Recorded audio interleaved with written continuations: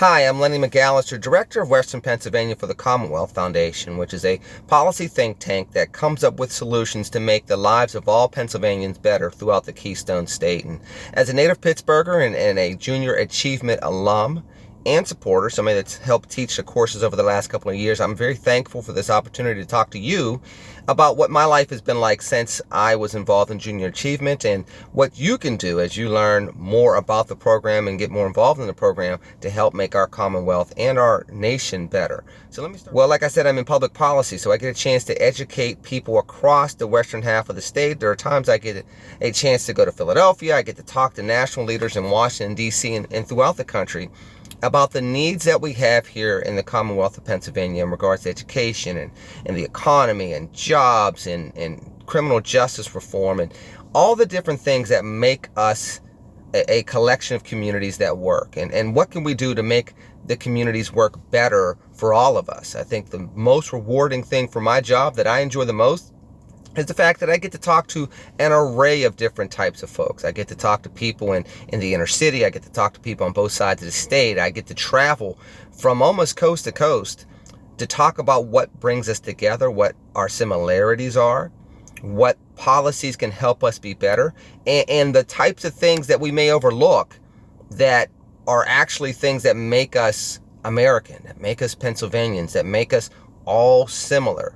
Types of whatever the goals are or things that we're striving for our families or our communities, showing those common threads and then being able to bring up solutions that everybody can work on together. I think that's extremely important. Everybody wants to be able to support themselves, get a good education, have their children be safe, and be able to thrive and enjoy their lives and enjoy their families. And to be able to talk to people about those common solutions and then show why different Pennsylvanians with diverse backgrounds can come together to the same table and agree on some common solutions. I think it's both rewarding and fulfilling. And I enjoy doing that very, very much. It's never the same day over and over again. And I think that's it's very good for me. And I always enjoy that aspect of it.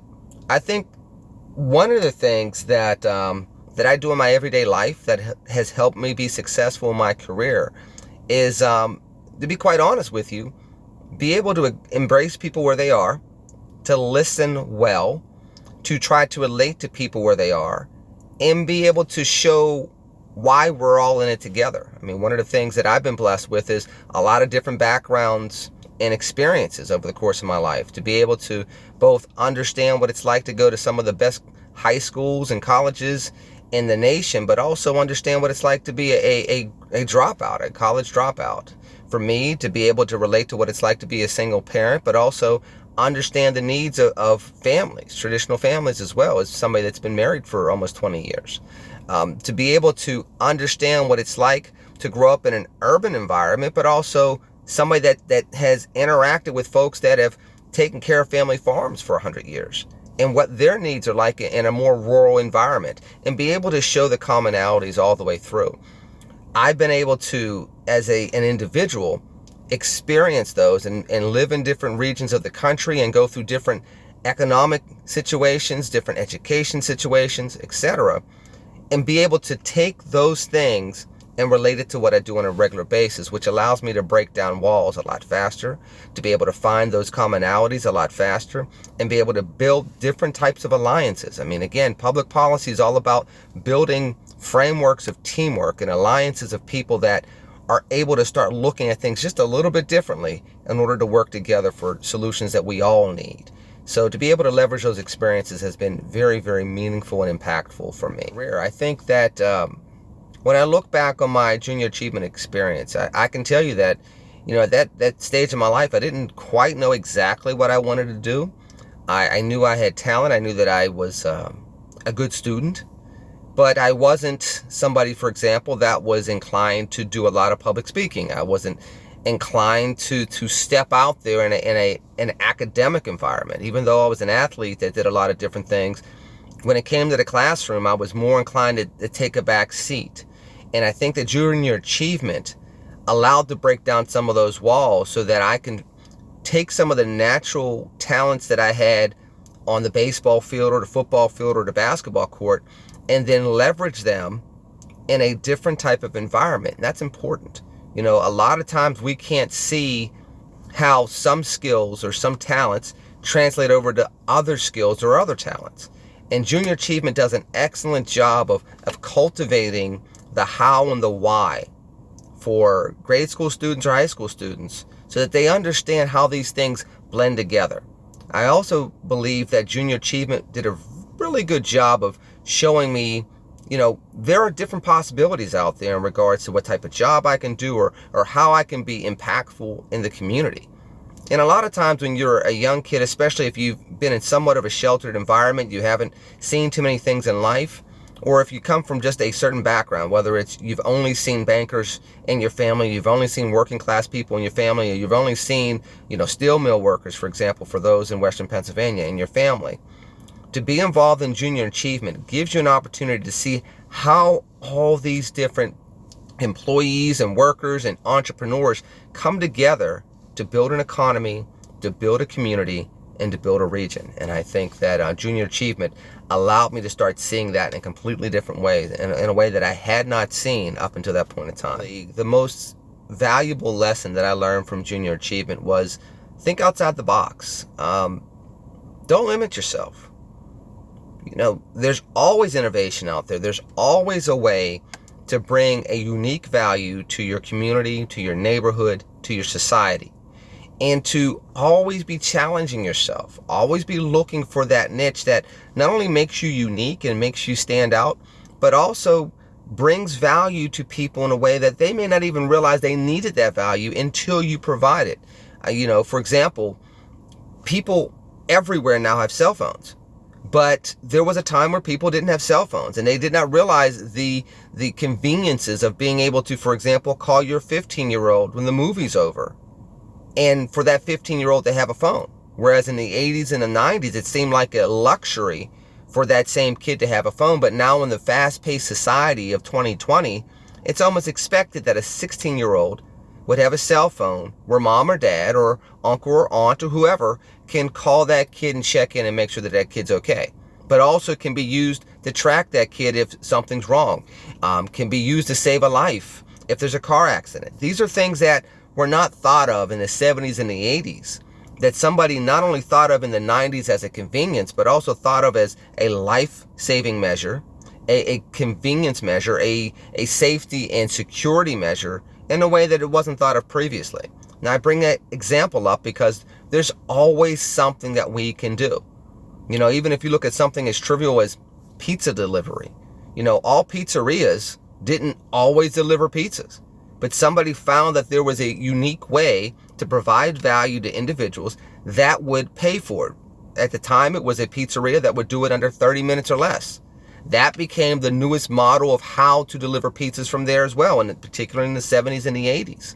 So these are things that you can look at as examples and say, there's always a way to provide a unique value. And I think that junior achievement does an excellent job of pushing students to look for those ways so that not only they can find ways to differentiate themselves as entrepreneurs, but also continue to add value to our American society, notably here in Western Pennsylvania as well.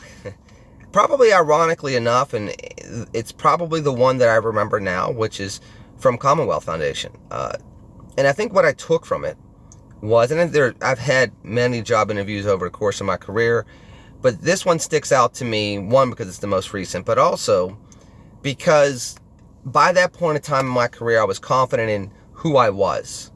And I was really secure in the belief that I needed to make sure that I was a good fit for them and they were a good fit for me. And make sure that we were providing value to each other. You know, one of the things that is very important to understand as you go into the workforce and as you provide value to society is that you have to do it in a way that stays true to yourself. Ideally is highly ethical, highly moral, a hardworking individual, and a visionary that's optimistic.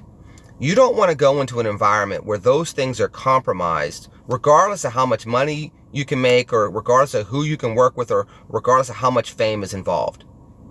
As you go throughout your career, you're going to find opportunities that may compromise one of those things that I just mentioned. And in the job interview, it was very refreshing for me to see with the employer I have now, in the latest job interview I had, that those things were just as important to them as it was to me. And if there's anything that I could advance to students out there that are currently enrolled in junior achievement, is make sure that as you continue to move forward, you feel comfortable in who you are when you're interviewing for a job, you're comfortable in who you are as you're doing a job, and you feel comfortable in who you are as you're creating jobs. Those are the most fulfilling experiences. Those are the times where it may take 2 or 3 times as long to be successful. But once you get that success, the joy in having that success is just off the charts, so much more significant than the money that you might make or the fame that you might procure as a result of it. Always stay true to yourself. And then on top of that, always stay true to your best self, your highest self, the self that you're most proud of. If you can do that, that is a long way down the road to actual success. And for me in a job interview, to hear an employer say that just as much as I did, it was very, very refreshing, because that's not always the case, but it was the case in this job interview. And I'm glad to still be with that organization. Well, there's always something in public policy that needs to be tweaked or needs to be discovered, because we're dealing with people. There's always going to be, unfortunately, issues of poverty, education, criminal justice reform, employment, gaps between rich and poor, gaps between rural and urban, gaps between people living in different areas getting different life experiences. So there's always things to learn. You know, one of the things that you can do is make sure you understand the data and you understand the people that you interact with. Now, more often than not, people view data as people. And so they're used to dealing with the numbers as a two-dimensional thing that doesn't impact real lives. But the real trick is to understand the numbers so that you can tell stories with the numbers. You can talk about how those numbers come to life in a three-dimensional way, and those numbers reflect your neighbors down the street. Those numbers reflect your aunt or your uncle. Those numbers reflect kids that are in, 6th, 7th, 8th grade and what they may experience by the time they get to college. Understand the numbers, know your stuff, know your craft really, really well. Know the numbers, know the policies, know the laws, but also really understand and never forget that every single thing that you're looking at is still going to impact a person.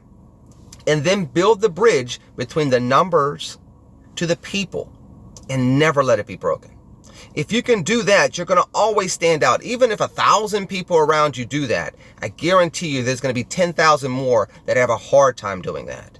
And in this society, with the public policy issues we're constantly facing, we constantly need people that understand the difference. And on top of that, always look to bring balance. Always do things not just from the numbers perspective or the people perspective or the political perspective. Look to be a leader in public policy, if you're following this career path, that brings balance, order, and a sense of welcoming camaraderie to the dynamic. Always look to do that, because people usually feel isolated when it comes to policies and laws and politics. It's about bringing politics back to the people. It's allowing them to see that all these things that are done by elected officials and the laws that are written are for people. They're not for the politicians. They're not for the quote-unquote high and mighty.